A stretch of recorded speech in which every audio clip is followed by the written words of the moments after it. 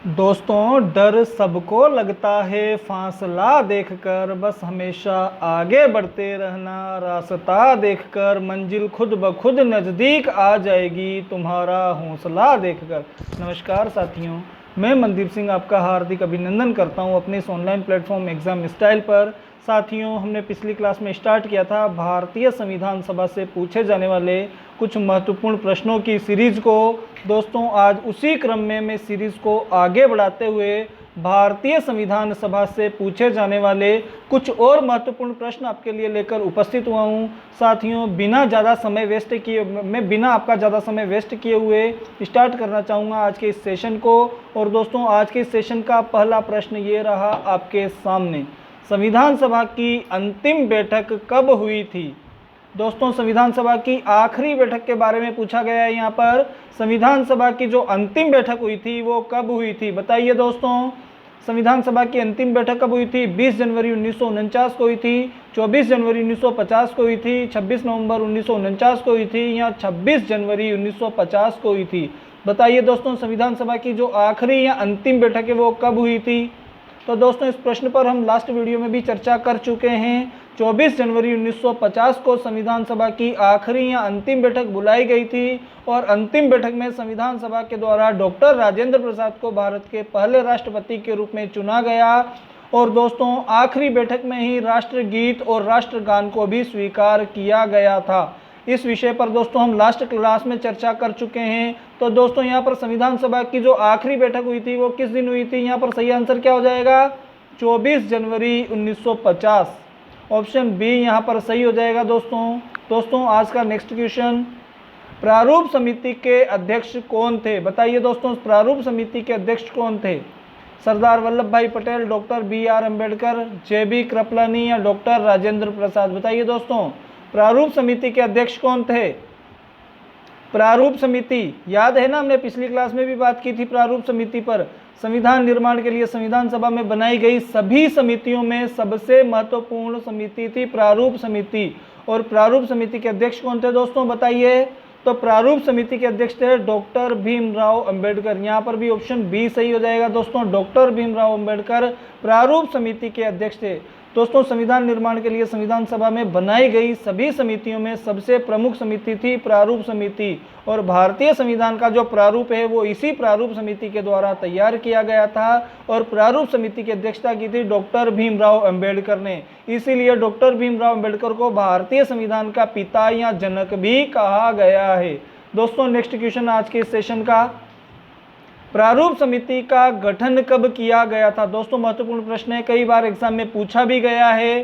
तो बताइए दोस्तों, प्रारूप समिति का जो गठन हुआ था वो कब हुआ था? प्रारूप समिति का गठन कब किया गया था? 15 अगस्त 1947 को, 29 अगस्त 1947 को, 24 जनवरी 1948 को या फिर 26 नवंबर 1946 को? बताइए दोस्तों, प्रारूप समिति का गठन कब किया गया था?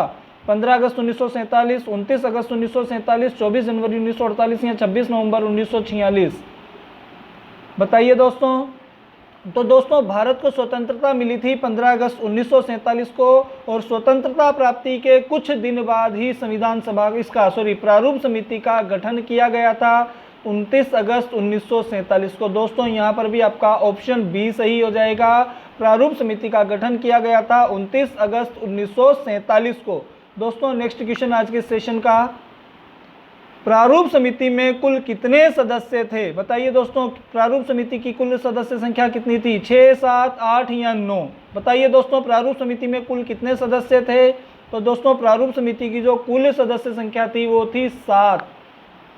कुल सदस्य संख्या थी 7। दोस्तों, प्रारूप समिति के अध्यक्ष थे डॉक्टर भीमराव अंबेडकर और डॉक्टर भीमराव अंबेडकर के अलावा प्रारूप समिति में 6 और सदस्य थे। दोस्तों, आप मुझे कमेंट बॉक्स में बताइए, प्रारूप समिति के जो कुल सदस्य थे वो जो डॉक्टर भीमराव अंबेडकर के अतिरिक्त जो 6 अन्य सदस्य थे वो कौन कौन थे? दोस्तों, उन 6 सदस्यों के नाम आप मुझे कमेंट बॉक्स में बताइए या फिर अगली क्लास में मैं आपको उन 6 सदस्यों के नाम बताऊंगा। दोस्तों, ये आपके लिए आज का टास्क है, घर पर करने के लिए या दोस्तों आपकी तैयारी को जांचने के लिए।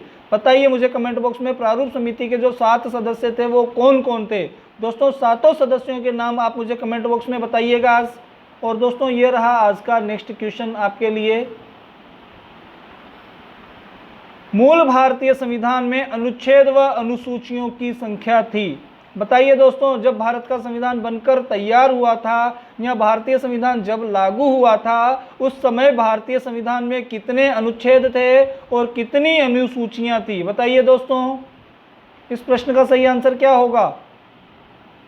ऑप्शन है 394 अनुच्छेद और 8 अनुसूचियां, 395 अनुच्छेद और 22 अनुसूचियां, 395 अनुच्छेद और 12 अनुसूचियां, या 395 अनुच्छेद और 8 अनुसूचियां? बताइए दोस्तों, सही आंसर क्या होगा?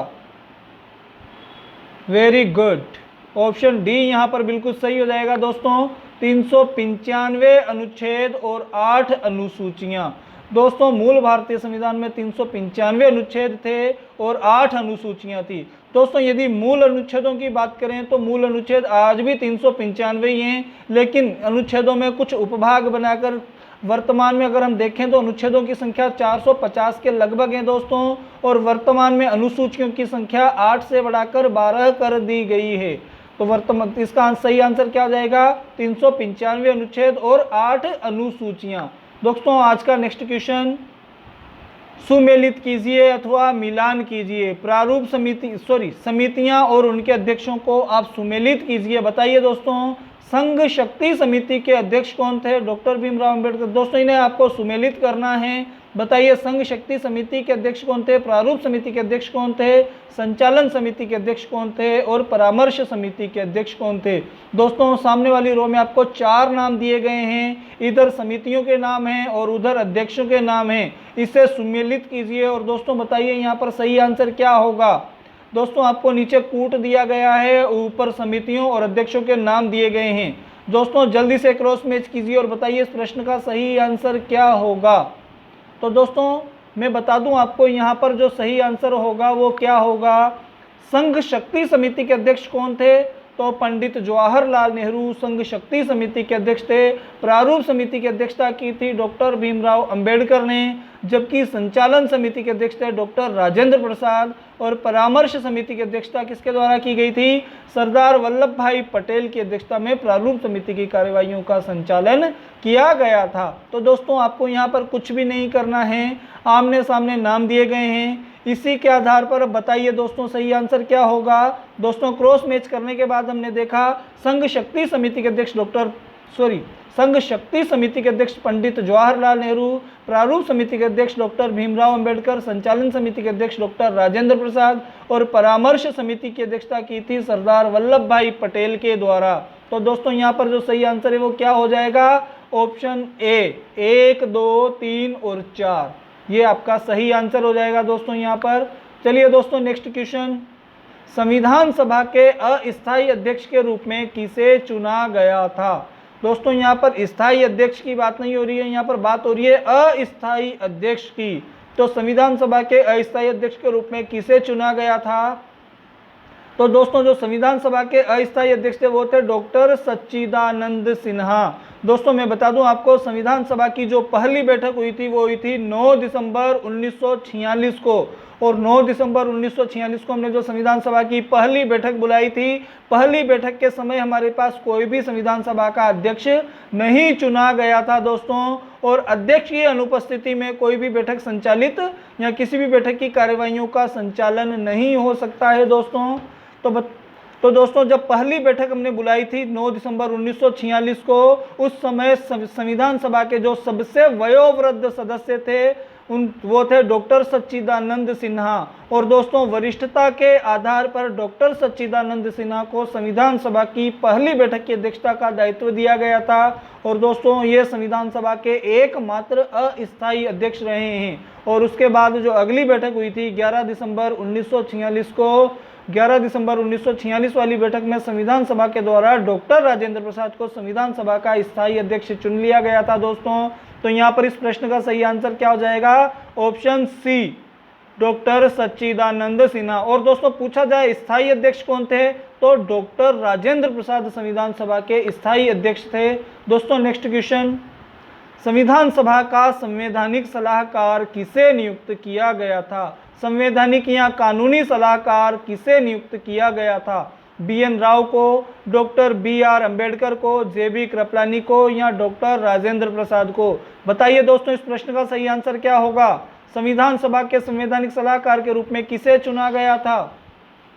तो दोस्तों संविधान सभा के जो संवैधानिक या कानूनी सलाहकार थे वो थे doctor BN Rao. Doctor BN Rao दोस्तों संविधान सभा के संवैधानिक सलाहकार के रूप में नियुक्त किए गए थे या संवैधानिक सलाहकार के पद पर नियुक्त किए गए थे। दोस्तों ऐसा बताया जाता है कि जो डॉक्टर BN राव हैं इनके द्वारा 60 से अधिक देशों के संविधानों का अध्ययन किया गया था और 60 से अधिक देशों के संविधानों का अध्ययन करने के बाद इन्होंने संविधान का प्रारूप बनाकर संविधान सभा को सुपुर्द किया था। और दोस्तों फिर वो संविधान सभा ने उस प्रारूप को डॉक्टर BN राव के द्वारा तैयार प्रारूप को प्रारूप समिति को सुपुर्द कर दिया और प्रारूप समिति ने डॉक्टर BN राव के द्वारा तैयार किए गए प्रारूप का भी अध्ययन किया। और दोस्तों इस प्रारूप के आधार पर कुछ प्रावधान भारतीय संविधान में जोड़े गए हैं। तो दोस्तों प्रारूप समिति संवैधानिक सलाहकार, संविधान सभा के जो संवैधानिक सलाहकार थे वो कौन थे दोस्तों? तो डॉक्टर BN राव को संविधान सभा का संवैधानिक सलाहकार नियुक्त किया गया था। दोस्तों आज का नेक्स्ट क्वेश्चन आपके लिए, संविधान सभा का गठन किस योजना के अंतर्गत किया गया था? A Simon commission, option B Cripps mission, option C Mountbatten योजना या ऑप्शन डी कैबिनेट मिशन योजना? बताइए दोस्तों जो संविधान सभा का गठन किया गया है जो किस योजना के अंतर्गत किया गया है? जो भारतीय संविधान सभा का गठन किया गया, यह संविधान सभा का गठन करने की अनुमति किस योजना में दी गई थी या किस मिशन योजना में दी गई थी? बताइए दोस्तों संविधान सभा का गठन किस योजना के अंतर्गत किया गया था? तो दोस्तों यहाँ पर सही आंसर हो जाएगा हमारा ऑप्शन डी कैबिनेट मिशन योजना। दोस्तों कैबिनेट मिशन योजना 1946 के अंतर्गत भारतीय संविधान सभा का गठन किया गया था। चलिए दोस्तों देखते हैं नेक्स्ट क्वेश्चन। सर्वप्रथम संविधान सभा के गठन का विचार किसके द्वारा प्रस्तुत किया गया था? दोस्तों क्वेश्चन को दोबारा पढ़िए और अच्छे से पढ़िए। संविधान सभा के गठन का विचार किसके द्वारा दिया गया था?